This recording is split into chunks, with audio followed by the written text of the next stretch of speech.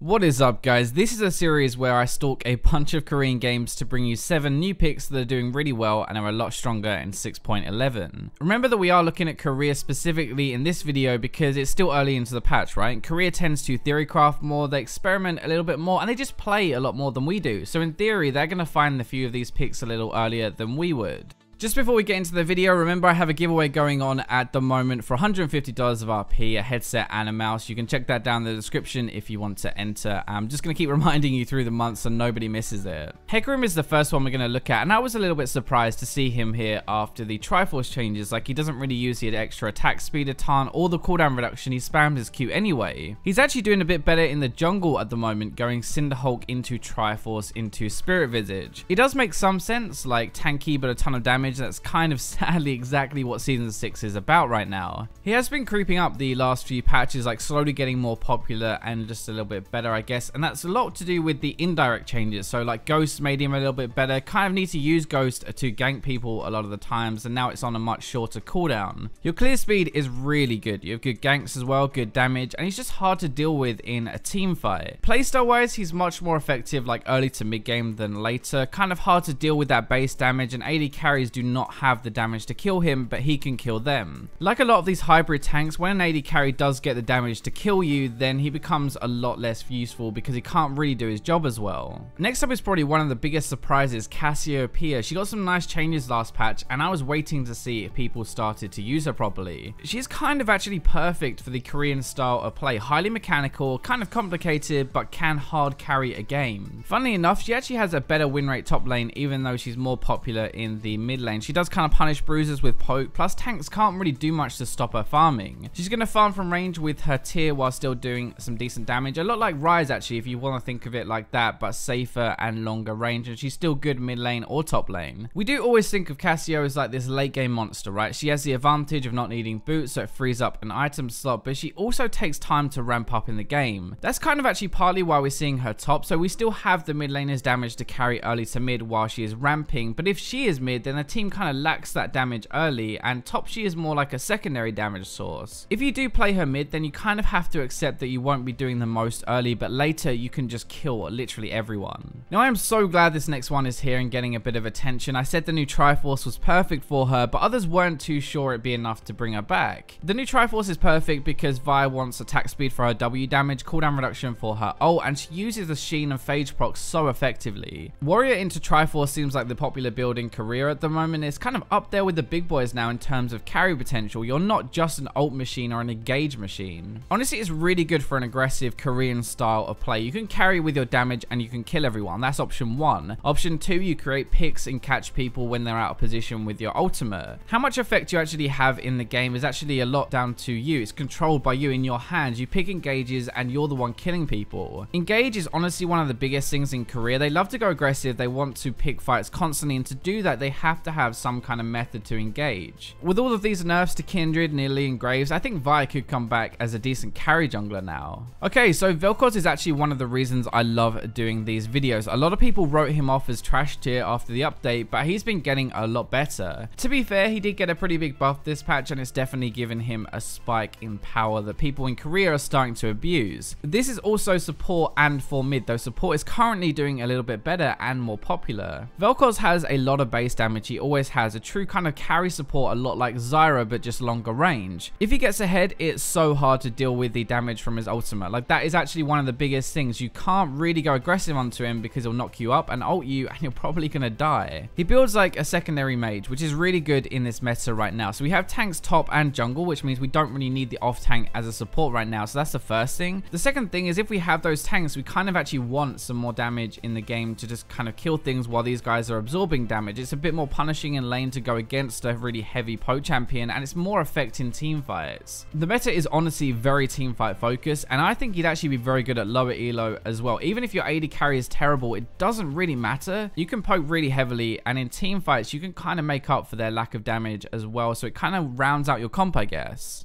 So we have to have an AD carry here, of course, you guys know my videos, but Kog'Maw with Wit's End is absolutely crushing it. I've said this a lot recently, Wit's End is probably going to get Cog nerfed or the item nerfed because of how good it is with him. I actually think it slots in best to replace a Blade of the Ruined King, so like Rage Blade, Runins, and then Wit's End to kind of complement the others. Some people are actually rushing it now, a bit more early damage for sure, but it's not as good in a team fight. I think it is actually just best used to complement existing items you already have. Cog has actually been really solid in career for a while now, like the past 5 patches. He's just immobile and it's easier to play Lucian, Kate, or Ezreal so we don't see him as much. Last patch he did have a bit of a dip, I guess, with these more aggressive ADs coming through, but this patch he's gone right back up to the top. With Wit's End, you're actually better at killing carry targets now because of that flat on hit damage, so basically now you just rip through everything in turret mode. Your lane phase is not as bad as you think it is, your W still packs a really big punch, but you have to kind of trade in those windows where it's up and just run away when it's not. It's slightly harder if your team refuses to protect you, but I'd say this is kind of the highest DPS output now of anything you could pick as an AD carry. So the last two are probably the most underrated in the game, to be honest, but both are doing really well right now. Wukong is someone who always appears in my underrated videos, and the only reason he isn't in more of them is because I deliberately don't use the same ones twice in a row and try not to repeat myself. He has a disgusting amount of damage right now with the new Black Cleaver. He stacks it almost instantly with his ultimate, and he even gets armor and magic resist from nearby enemies, so it makes him a little bit more durable than you actually think. This is for jungle or for top lane. He's doing well in both. We're going to focus on the jungle for this video because it's slightly more popular. Now, some people go warrior into Ghostblade into Black Cleaver, and I think that's kind of overkill, honestly, when you're a low income jungler. Warrior and Black Cleaver is definitely enough damage to kill everyone, especially with the AoE armor shred, and I think it's just better to get Asterix or more or Deadmans to survive a bit longer because you are jumping into everyone. I think he's different to a lot of picks where he's actually stronger mid to late game and not early. It's kind of different to this meta in general actually, but his ultimate can turn around games or be so effective even without actually having many items or being that fed. He is a very proactive pick, so you have to kind of think about the best way to get into a fight. You can't just run straight at them and hope for the best, because that's not really how it works. Overall, you're actually a real carry jungler. You have a weak kind of early phase into the game, but early pressure junglers have been nerfed quite hard recently, and it means you have an easier time and you have a serious impact in team fights later. This last one I have mentioned before, but this guy is just insane right now. Like, Skarner has had one of the highest win rates for a while now, but just isn't played very much anywhere. You have two very different playstyles. You have a Cinderhulk into tank and a warrior into damage. Both actually work really well. It's kind of rare for a champion to not have the most optimal build. Like, both are really good, but it more depends on what your team needs. The new Triforce is amazing on Skarner. You have CDR to ult more and do more damage with your Q and stuff like that. Your attack speed also increases your damage by quite a lot. Iceborne works really well too though, lets him kind of stick onto them so they can't escape, and you can already kind of see just how versatile pick Skarner actually is. He can adapt his build and playstyle depending on what he needs in the game. Warrior into Triforce is really disgusting, honestly. You can burst people in like 2 seconds, and it's kind of perfect for this meta of team fighting just with his ultimate. He is effective as soon as he hits level 6, no matter what items he has or what the state of the game is, and he's a real pain in the ass to deal with. A lot like Maokai actually, very tanky but still has good damage. In my opinion, this is the perfect style champion to actually climb with. You can adapt on the fly depending on how the game is. He's very underrated, so it's not likely to be nerfed or taken away from you, but still very strong. You can absorb damage and help a team carry if you're behind, or you can just crush and carry yourself if you're ahead.